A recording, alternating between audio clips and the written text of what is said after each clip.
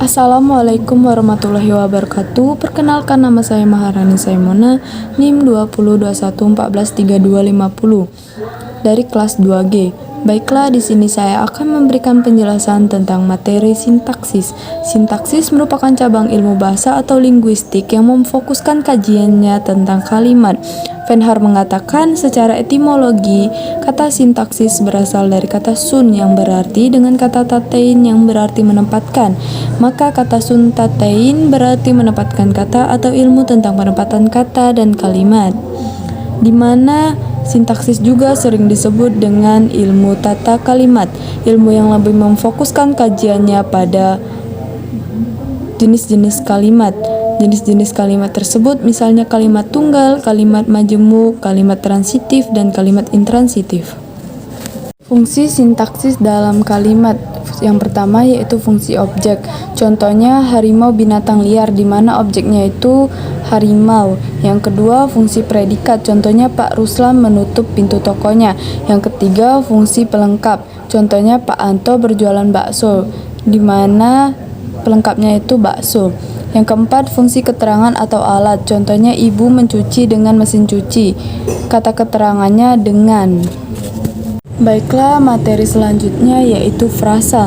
Frasa merupakan kelompok kata yang terdiri dari dua kata atau lebih, di mana ciri-ciri frasa yaitu yang pertama, frasa terdiri dari dua kata atau lebih. Yang kedua, frasa belum melampaui batas fungsi atau SPOK. Yang ketiga, frasa belum mampu memenuhi syarat sebagai klausa. Yang keempat, frasa lebih kecil daripada klausa.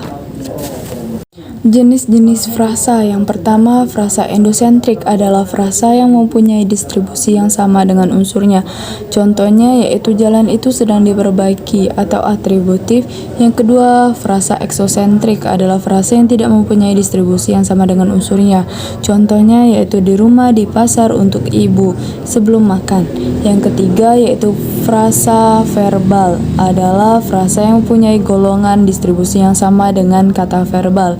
Contohnya, dua orang mahasiswa sedang membaca buku di perpustakaan, di mana frasa verbalnya yaitu sedang membaca. Yang ketiga, frasa nomina adalah frasa yang dibentuk dari kata benda atau nomina. Contohnya, baju merah. Baiklah, di sini saya akan menjelaskan materi tentang klausa, di mana Ramlan mengatakan klausa adalah satuan gramatik yang terdiri dari predikat atau P, baik diikuti unsur subjek atau S, objek atau S, pelengkap atau pel, keterangan atau K, maupun tidak. Ciri-ciri klausa. Yang pertama, merupakan kelompok kata. Yang kedua, memiliki satuan predikat. Yang ketiga, satuan klausa memiliki satu predikat saja. Jenis-jenis klausa yaitu yang pertama, klausa bebas. Klausa ini merupakan subjek dan predikat dan bisa menjadi satu kalimat yang utuh. Contohnya, adik menabung, kakak belajar, dan dia menangis.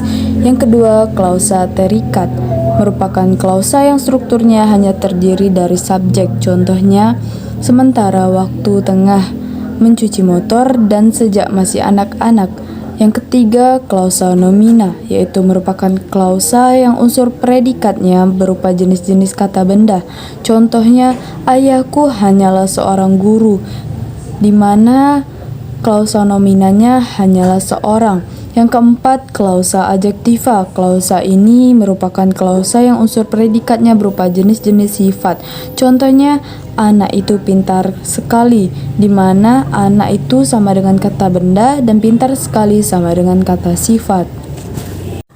Materi selanjutnya yaitu kalimat. Kalimat adalah satuan bahasa berupa kata atau rangkaian kata yang dapat berdiri sendiri dan menyatakan makna yang lengkap, di mana Kraft mengatakan bahwa kalimat sebagai satuan bagian dari ujaran yang didahului dan diikuti oleh kesenyapan, sedangkan intonasinya menunjukkan bagian ujaran itu sudah lengkap. Jenis-jenis kalimat. Di sini saya hanya menjelaskan dua jenis kalimat saja. Yang pertama yaitu kalimat tunggal adalah kalimat yang hanya terdiri dari satu pola, SP, ASPO, SPOK. Contohnya, dia melempar mangga, di mana subjeknya yaitu dia, melemparnya predikat, dan objeknya itu mangga. di mana yang kedua itu kalimat majemuk adalah kalimat yang mempunyai dua pola kalimat atau lebih. Contohnya, ayah menulis sambil adik berdiri di sampingnya. Pola kalimat pertama adalah ayah menulis surat dan pola kalimat yang kedua adalah adik berdiri di sampingnya. Baiklah, sekian dari video saya akhiri. Wassalamualaikum warahmatullahi wabarakatuh.